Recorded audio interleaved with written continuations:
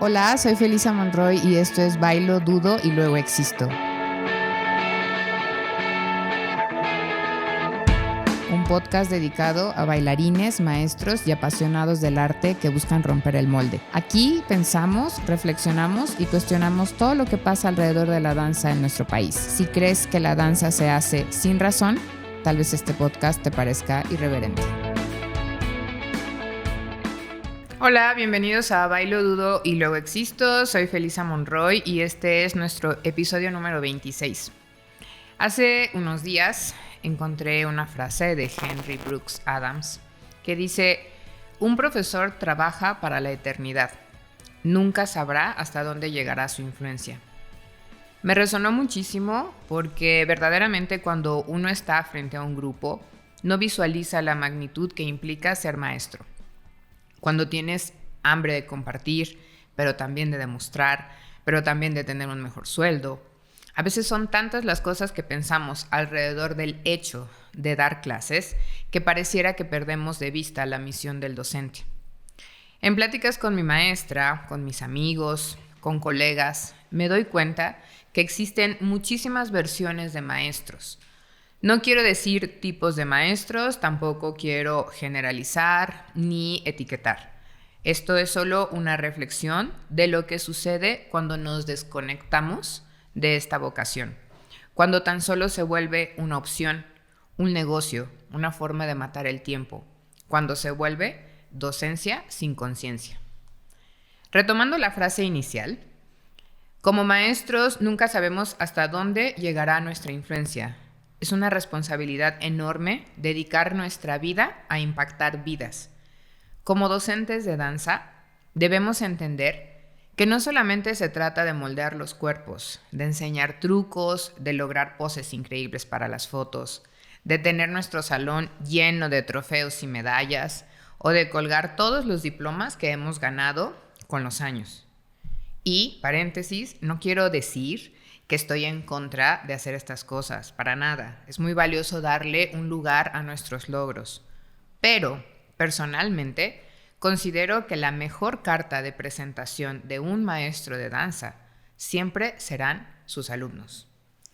Una vez, leyendo una biografía de una maestra de la escuela Vaganova, ella decía que no tenía casa de campo, ni casa en la playa, ni un convertible último modelo, pero que tenía la satisfacción de haber formado más de una decena de primeros bailarines de nivel mundial, y que esa satisfacción no la podía comprar absolutamente nada.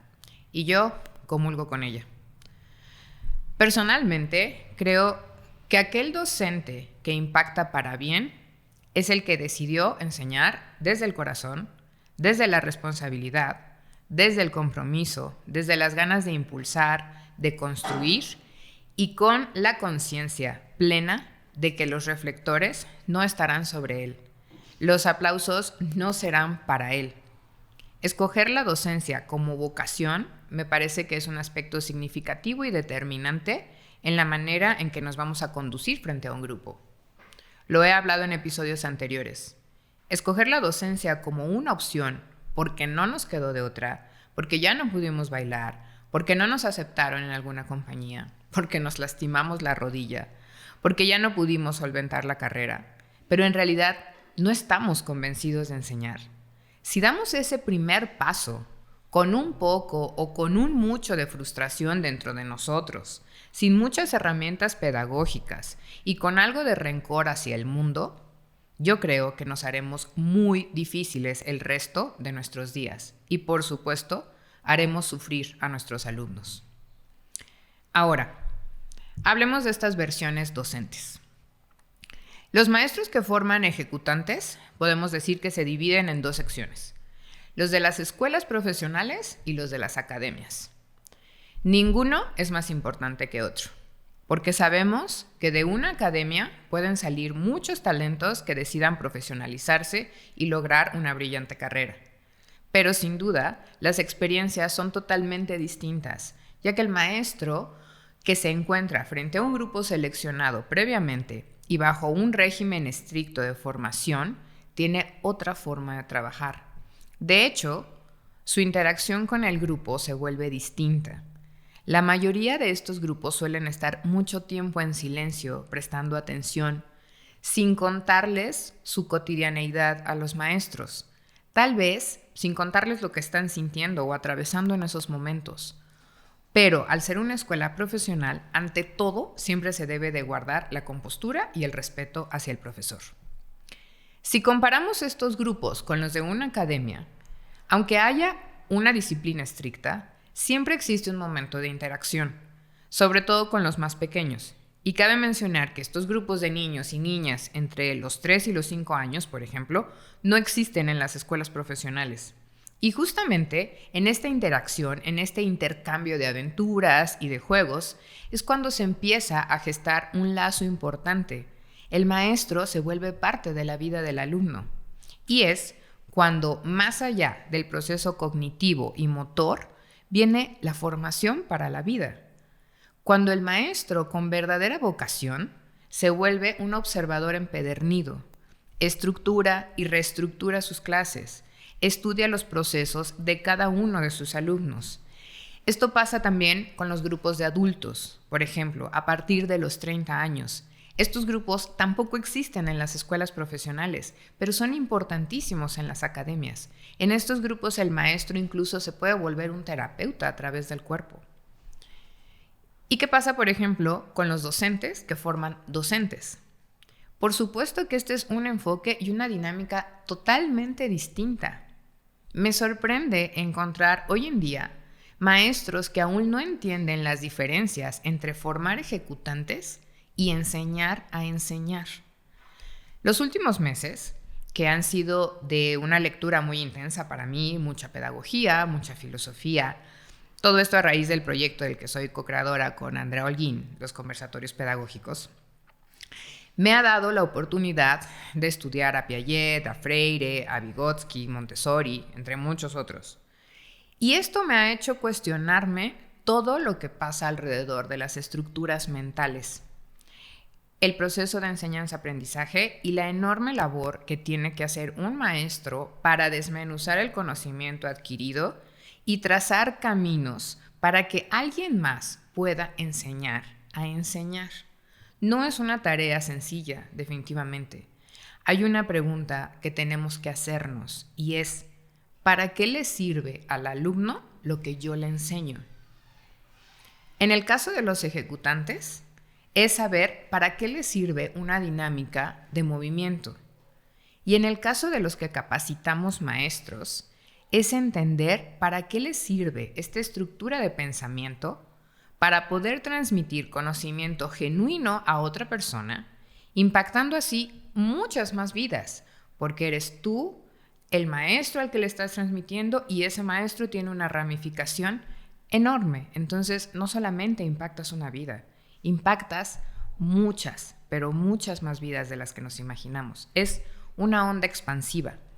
El conocimiento transmitido llega mucho más allá de lo que nos imaginamos, pero también lo hace el conocimiento mal transmitido. Y es ahí cuando nos da una punzada en el estómago. Porque imagínense algo mal enseñado. Un movimiento que lastima una articulación. Una idea que limita a un ser humano. Una frase que lastima la vida de alguien. Y esto lo multiplicamos por las generaciones que pasan por las manos de ese maestro. Entonces, ahí viene el desastre. Es aquí donde el abismo de la no conciencia aparece. Es aquí donde nos tenemos que dar cuenta que dar clases no es tan simple. Es lo que nos tiene que hacer reflexionar sobre el valor que le damos a la educación artística y a la educación en general. Y es que en Europa, por ejemplo, los profesores son valorados y en México nos ven con mala cara. Dedicar tu vida a dar clases tiene muy poco valor. Es casi como que no pudimos hacer otra cosa. Pero, la pregunta, ¿qué sería de los grandes médicos, de los grandes ingenieros que desarrollan herramientas tecnológicas impresionantes si no hubieran tenido grandes maestros? ¿Qué pasaría si no existiera este afán de investigar más, de crear una teoría y después llevarla a la práctica? ¿Cómo podrían transmitirse los conocimientos si no existieran los maestros? Y no es necesariamente que tengas que tener un título académico. La docencia, para mí, es algo con lo que se nace, me atrevo a decir.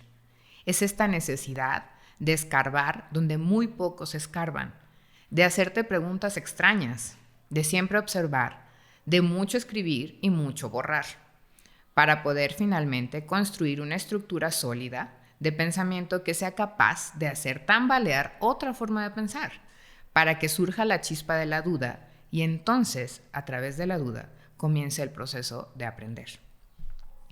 Todo este proceso a mí me parece fascinante.